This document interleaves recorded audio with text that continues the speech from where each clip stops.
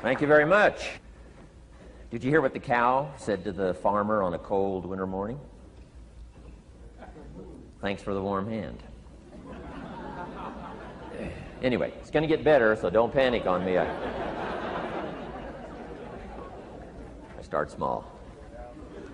Nice to see all of you. How many of you have never seen me before? This is your first time? Oh, wow, most of you, okay. I keep thinking for sure I'm more famous than that, but, you know, that is the truth. I'm delighted to be here. Been looking forward to it for a long time. And it's nice to be back. You know, I was here not too long ago. It's nice to be invited back. It says something when you're invited back. It doesn't say everything, but it says something. Maybe it says, let's give him one more chance, right? See if he can get it right this time. But I'm delighted to have all of you here. We're going to spend the day together. I feel two major responsibilities, and I'm sure you can guess what those are. Number one is to make sure you get your money's worth, right? When you shell out your cash, especially these days, you want to make sure you get full value for the money you spent. And I know the tab for the seminar was not that much. Pretty modest fee to get in.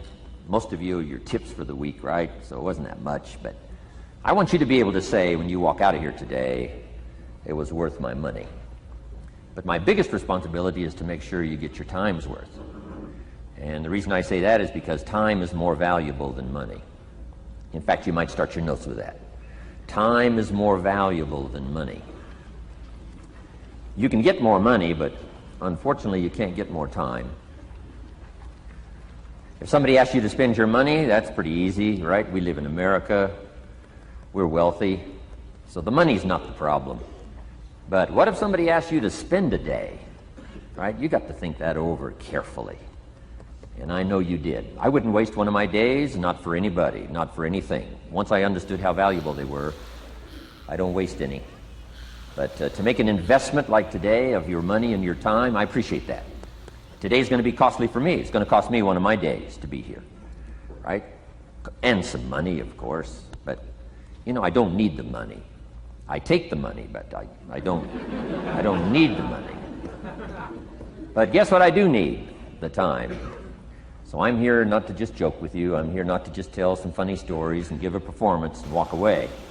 I'm here to give you some value, and I want to make it worth your time. I'm going to invest a day. You're going to invest a day. Let's get the most out of it and see what we can walk away with today. Anyway, for you that have not seen me before, just very briefly, let me just tell you my story. I grew up in Idaho, farm country, southwest corner of Idaho. In fact, my father still lives on the old homestead where I grew up. He'll be 89 his next birthday, still hasn't retired.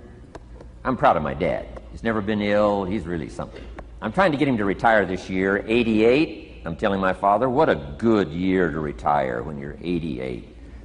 And he says, hey, talk to me in 10 years, right? I might be ready. But anyway, I went to high school. I graduated. I went to college 1 year. Halfway through my second year of college, I decided I was smart enough, so I quit. One of my major mistakes. I should have stayed in school. But I thought, heck, you know, I'm smart enough to get a job. That's what life's all about, right? Get a job, pay your bills, work hard, stay out of trouble, keep your fingers crossed, hope for the best. And I figured I was at least prepared to do that. So I quit college and went to work. A little while later, got married, got my little family going, and I'm out there doing what I thought was the best I could. But about age 25, I'm starting to struggle. I've purchased a little more than I can conveniently pay for on time. And the creditors are starting to call saying, hey, you told us the check was in the mail. What's the deal? And I'm getting embarrassed by that. I'm also embarrassed, big mouth me, with all the fancy promises I made to get married. I'm way behind on those promises. And I'm getting discouraged, wondering what to do. And I thought, well, maybe I should go back to school. Right? 1 year of college, pretty short on an application. But, you know, tough to go back to school, right? Especially when you got your family going. Time to stay is when you're there. So I discounted that. I thought, well, if I, you know, had my own business, that would be the way to go. But, you know, I'm short on money. Too much month at the end of the money. If you've ever been there, that's where I was, age 25. So I had to discount that, and I'm discouraged, wondering, where do I go from here? And then the miracle happened for me. Good fortune came my way. And who can explain good fortune? I don't know. Remarkable things that happen to you at a particular time. Sometimes it's just unexplainable how those things happen. One of my friends says, well, hey, things don't just happen. Things happen just. Another good note for your notes. Things don't just happen. Things happen just. And maybe that's it. I don't know. I'm an amateur on life, I guess like most of us are, trying to figure it out, how to make it valuable. But I was ready. And my good fortune was, at age 25, I met a very wealthy man. His name was Mr. Schoaf, Mr. Earl Schoaf. A friend of mine had gone to work for him, and he started telling me about this man. He said, you got to meet this man I've gone to work for. He's wealthy, but he's easy to talk to. And he's got a unique philosophy of life. And the more he kept talking about this man, I thought, well, I've got to meet this man. So sure enough, shortly after that, I had a chance to meet this remarkable wealthy man, and I was impressed. He was wealthy. Sure enough, he was easy to talk to. I was so intrigued, within a few minutes, I said to myself, if I could be like him, farm boy from Idaho, if I could be like him, I'd give anything. And then I thought, if I could just get around somebody like him, and if he would teach me what to do, I would be willing to learn. I'm coachable. And that was my good fortune. A few months later, this wealthy man that I met, Mr. Schoaf, took a liking to me, hired me, gave me a job. I went to work for him. And I spent the next 5 years in his employ. And then, unfortunately, he died at the end of that period, at age 49. His last 5 years, but the first 5 years of my new life, I got to spend with this remarkable man, and my dream came true. He coached me. He taught me. He taught me the books to read. He taught me the disciplines. He taught me the changes to make in my language and personality. And the things he shared with me during that 5 years literally changed my life, turned my life around, changed my income, changed my bank account, changed my future, changed everything. I've never been the same since that unique experience. And I wish he was still alive today, Mr. Schoaf. I'm sure if he was alive today, especially after this seminar, Idaho Farm Boy makes it to Dallas-Fort Worth, full house, standing room only. Pretty awesome, I'm sure. If he was alive, I'd be calling him today saying, you won't believe what's happening to me. I've had a chance now to share with other people what you shared with me.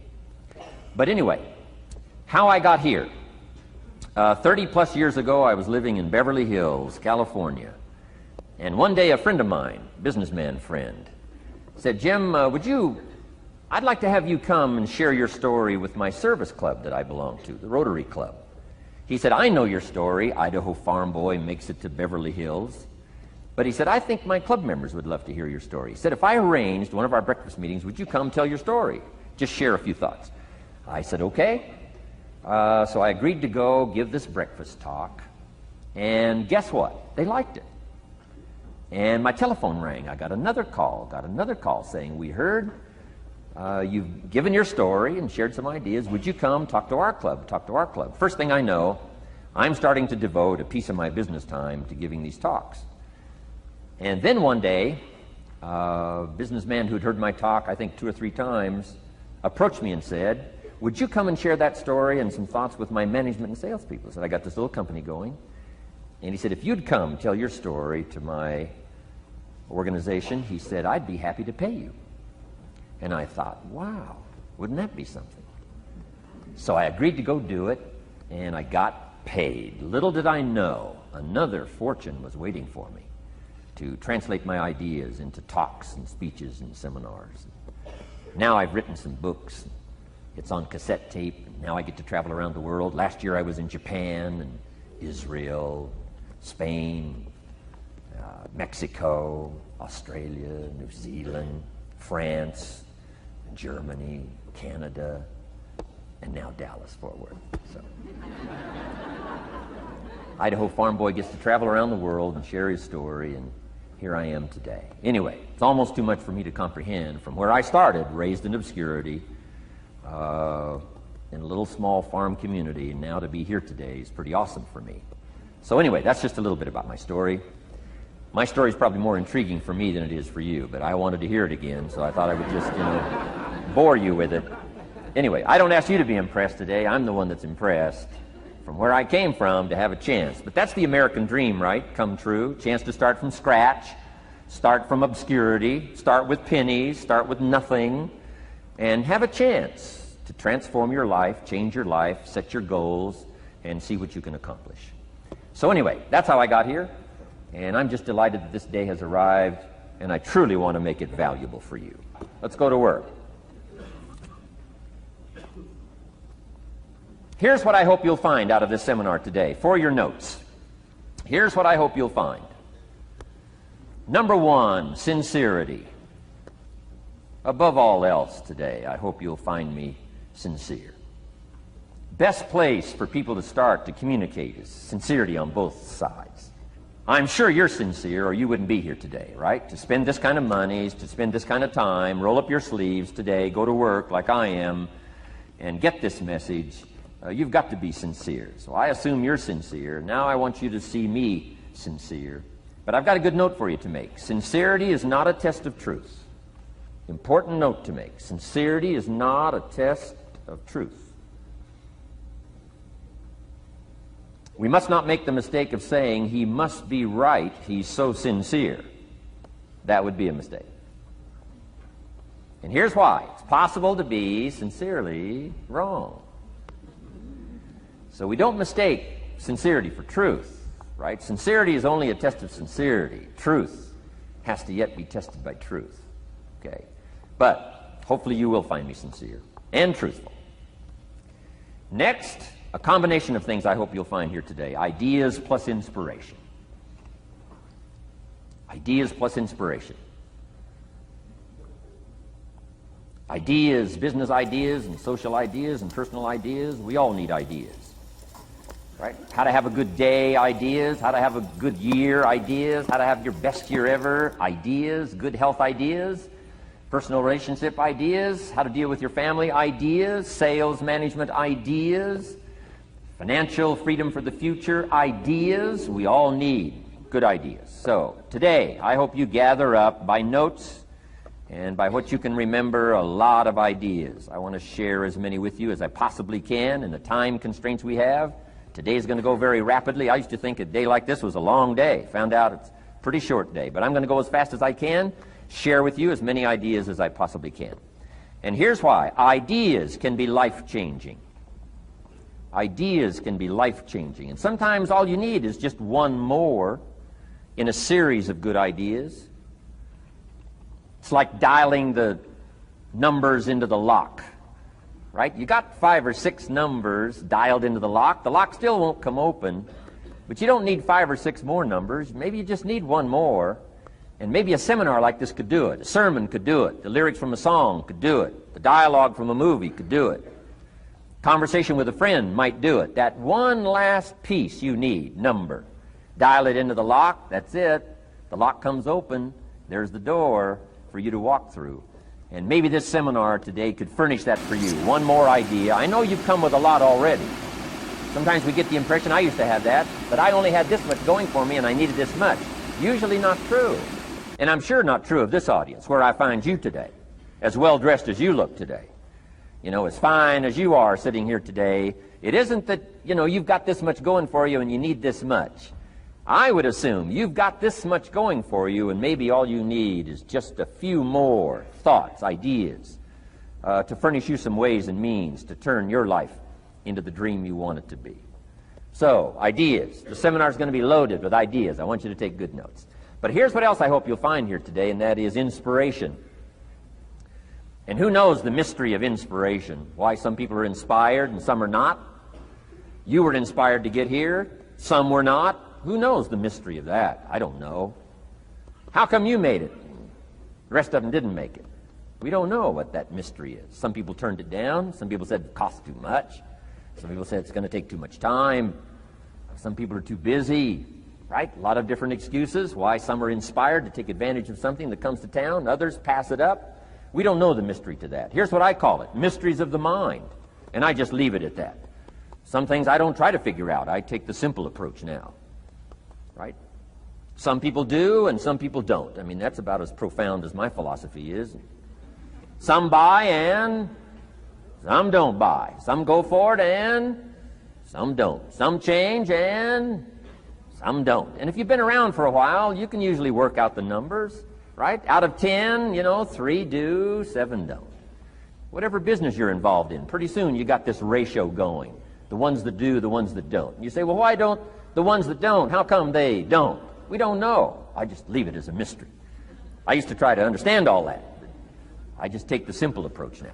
The guy says, this happens to me, this goes wrong for me, and all this stuff goes wrong for me. How come all this stuff happens to me? I say, I don't know, it beats me. The best I've been able to figure out is those kind of things always happen to people like you. I mean, right? That's the best I got. I don't know. I'm an amateur on this stuff. What do I know? So, just take the simple approach, right? That's how it is. Who knows? Interesting story says, the day the Christian church was started. Now, I'm an amateur on the Bible, but best account I can remember, the day the Christian church was started, a magnificent sermon was preached. Great presentation. And if you're a student at all of good communication, it was one of the classic presentations of all times. The sermon, the first day the Christian church was started. And it said this sermon, this presentation was given to a multitude, meaning a lot of people. But it was interesting, as the account gives us, the record, it says, when the sermon was finished, there was a variety of reaction to the same sermon. Isn't that fascinating? I find it fascinating.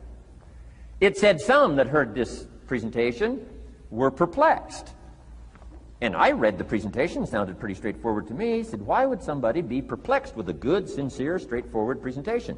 Best answer I've got. They are the perplexed. I mean, what other explanation is there? It doesn't matter who's preaching.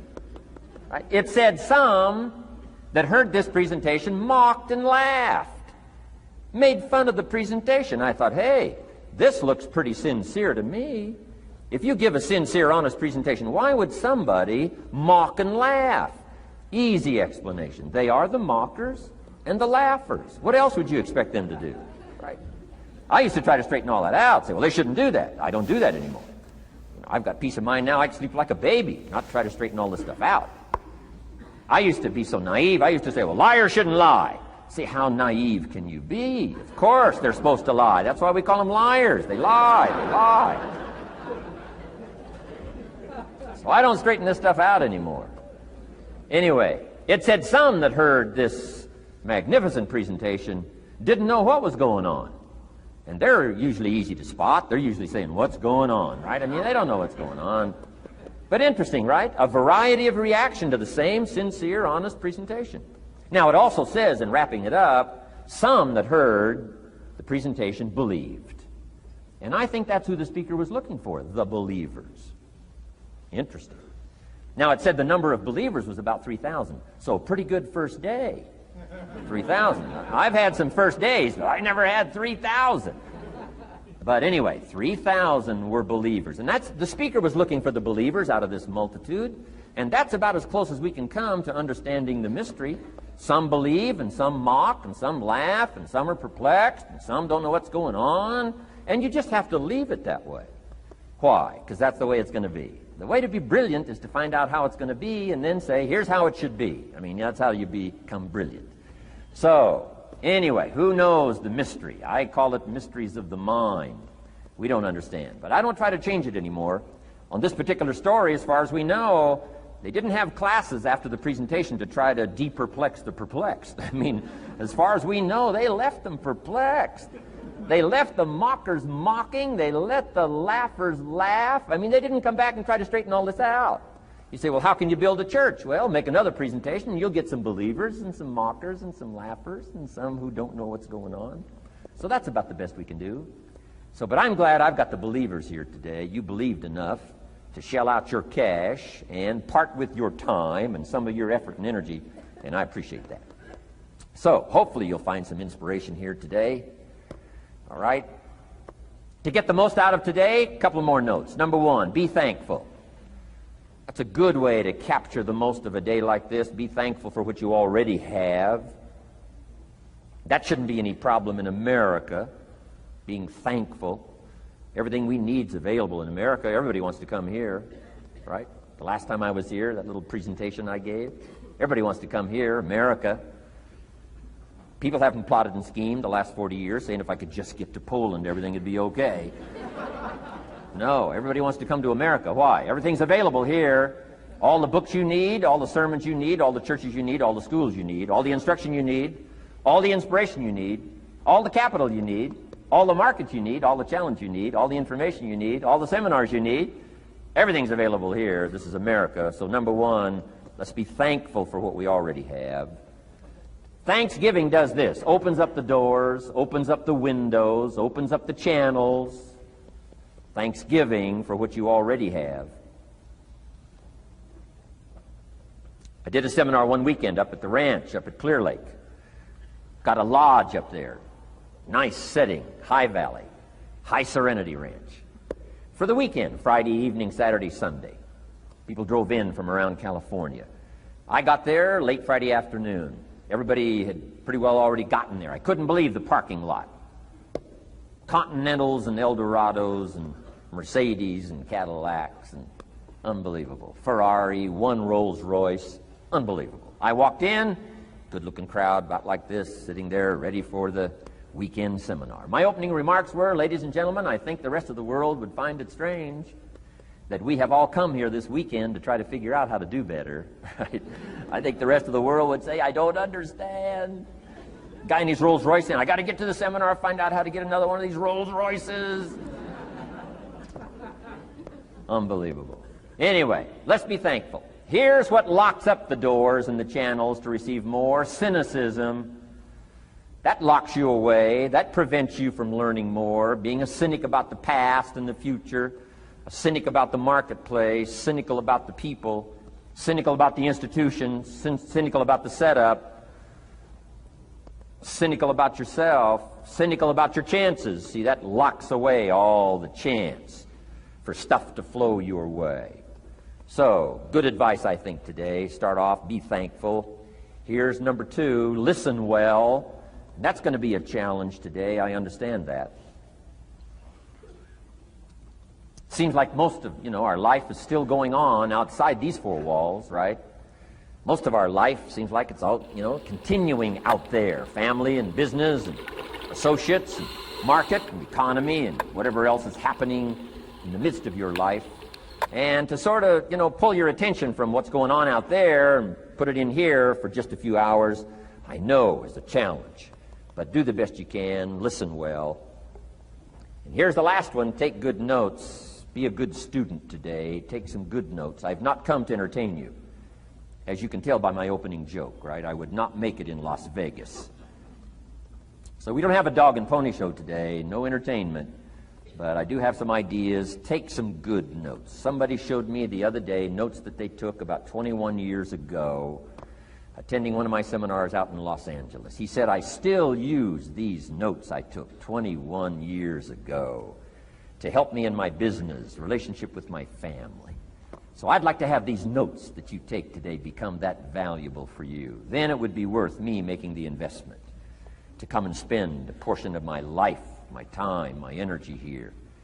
And I want this investment I'm making here today to pay off. And one of the ways it can pay off for me is for you to take good notes and then go away and use whatever makes sense. Because what I feast on coming back around is the stories out of this audience today. Sure enough, 6 weeks from now, 6 months from now, 6 years from now, somebody's going to, by phone, by letter, by personal contact, walk up to me and say, the things you shared that day got me thinking. And I started making some changes, and let me tell you what's happened to my business, let me tell you what's happened to my sales career, let me tell you what's happened to my relationship with my family. See, that'll make it worth it for me. Not the money, the return, something you can't buy with money. If somebody says, thank you for touching my life and taking the time to make the investment. And that's what I'm all about. So if you'll become a good student today. And here's the last note. Don't be a follower, be a student. You'll be happy to know today we haven't come seeking disciples. We've got no movement for you to join. I'm just here to share some of my experiences, good ideas, best I can. But I think that's good advice. Don't be a follower, be a student, right? Take advice but not orders. Take information, but don't let somebody, order your life. Make sure what you do is the product of your own conclusion. Excellent note to make. Make sure what you do is the product of your own conclusion. Not to do what someone else says. Take what someone else says, process it, think about it, ponder it. If it makes you wonder, if it makes you think, then it's valuable. Then when you go take action, make sure that the action is not what somebody told you to do. Make sure the action is the product of your own conclusion. If you'll follow just a little bit of those simple guidelines, I'm telling you, the learning process can be speedy, swift, powerful. Your learning curve can go up, and then applying it to your business, your life, your family, conversations, equities of all kinds. You'll find some progress like I did that first 5 years when I met a teacher willing to share with me, turned my life around. Progress I couldn't believe happened for me. Okay, let's get started. I want to review, I was here last time and we talked about the 5 major pieces to the life puzzle.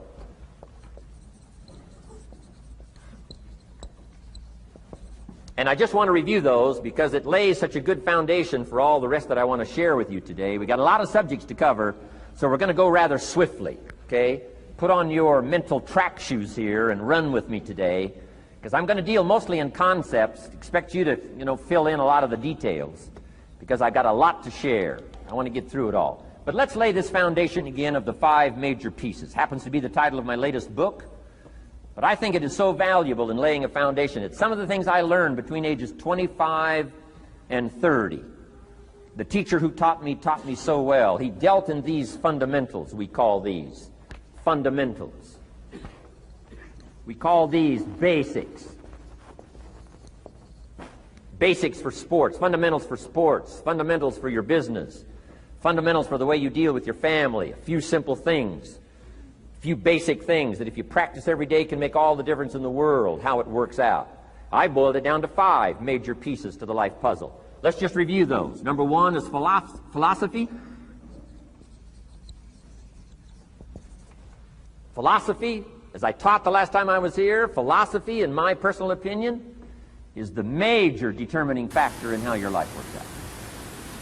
Philosophy, the major determining factor in how your life works out. Philosophy. To form our philosophy, you got to think. You got to use your mind. You got to process ideas. And this whole process over a lifetime, starting way back here when we were children, schools that we've attended, our parents, our experiences, all this stuff that we've processed by the thinking process helps to develop our philosophy. And in my opinion, each person's personal philosophy is the major factor in how your life works out. Here's what I called it in that last presentation when I was here. It's called the set of the sail. Each person's personal philosophy is like the set of the sail. Now, I used to think it was circumstances that ordered my life. If someone would have asked me at age 25, Mr. Rohn, how come you're not doing well? Pennies in your pocket, creditors calling, nothing in the bank, behind on your promises to your family, you live in America, 25 years old, got a beautiful family, every reason to do well, and things are not going that well for you. What is wrong here? It would not have occurred to me to blame my philosophy. I mean, it would not have occurred to me. Saying, well, I got this lousy philosophy, and that's how come I got pennies in my pocket and nothing in the bank, and things aren't working well. That would not have occurred to me. I found it much easier to blame the government. Much easier to blame the tax problem. I used to say taxes are too high. Top tax rate when I first started paying taxes, 91%. Back then, when your income reached a certain level, all your income over that, 91%. So I used to say that's too high. Now, the top tax rate's about 33%. But people are still saying what? Taxes are too. See, but you can't use that anymore. If it's gone from 91 to 33, how could it be too high? Come on. I threw all that old excuse stuff away. Some people found it, though, and they're using it these days. My old list. I used to blame the traffic, the weather, used to blame circumstances, right? People say I'm too tall, I'm too short, I'm too old, I was raised in obscurity, raised on a farm, parents of modest means, all this stuff. If you were to ask me, how come you find yourself here, Mr. Rohn, age 25, living in America, land of abundance and opportunity, pennies, zero in the bank, not doing well, creditors calling, it would not have occurred to me to blame my philosophy. I found it easier to blame the company policy. I used to say, if this is all they pay, how do they expect you to do well? So I figured that, my future was going to be tied to what everybody else was arranging, the economy and, right, interest rates. I used to say things cost too much. That was my whole explanation, not my philosophy, until my teacher taught me better that this is where the problem was, my own personal philosophy. Here's what's exciting about each person's personal philosophy. That's what makes us different than dogs and animals and birds and cats and spiders and alligators. That's what makes us different than all other life forms. The ability to think, the ability to use your mind, the ability to process ideas, and not just operate by instinct. In the winter, I'm telling you, the goose can only fly south. What if south doesn't look too good? Tough luck. It can only fly south. But see, human beings are not like a goose, can only fly south. I mean, you can turn around, go north, you can go east, you can go west, you can order the entire process of your own life. And we do that by the way we think. We do that by exercising our mind. We do that by processing ideas and come up with a better philosophy, a better strategy for our life, goals for the future, okay? Plans to achieve those goals. All this comes from developing our philosophy. Philosophy helps us to process what's available. Well, when we get here, we got seed, and we got soil, and we got some rain, and we've got some what? Sunshine, and we've got some seasons, and what? The miracle of life. Now, the key is, what do you do with all this stuff? How do you turn all this stuff that's available here into equity and promise and lifestyle and dreams and future possibilities? All of this that's possible now with human beings, how do you take all this stuff and turn it into this equities and values? Well, it starts with philosophy. What is the seed? What is the soil? What is the sunshine? What is the rain? Is it possible to take some of each of all the stuff that's available and turn it into food and turn it into value and turn it into nourishment and turn it into something spectacular and unique that no other life form can do? And the answer is yes. But you cannot deal with all this stuff and what to do with it unless you start refining your philosophy. Think, use your mind, come up with ideas, and strengthen your philosophy. So the seed and the soil and the rain and the sunshine, this is called, the economy and the banks and the money and the schools and everything that's available out there, processing information, what to do with all that, and turn it into equity and value. That is the major challenge of life, my personal opinion. So each person's personal philosophy now is going to determine what you're going to do with seed and soil and sunshine and rain and miracle, the change of seasons. That's it. My personal opinion. Each person's personal philosophy is like the set of the sail. That's what this seminar is for today. Help you to trim a better sail. You don't need a better economy. You don't need better seed and soil. In fact, when it comes to seed and soil and rain and sunshine and seasons and the miracle of life, that's all you got. Now, what if you blame this stuff? Then you're blaming all you got. If you blame the economy, and you blame the schools, and you blame the teachers, and you blame the sermons and the preachers, and you blame, the marketplace, and you blame the company and company policy, what else is there? When some people get through with their blame list, there isn't nothing else. That's all there is. And if you blame the only thing you've got to work with, I'm telling you, it's called mistake colossal.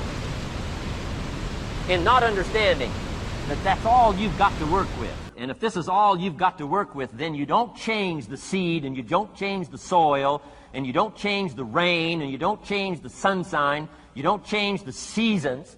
Right? Guy says, I'll take 3 springs, 4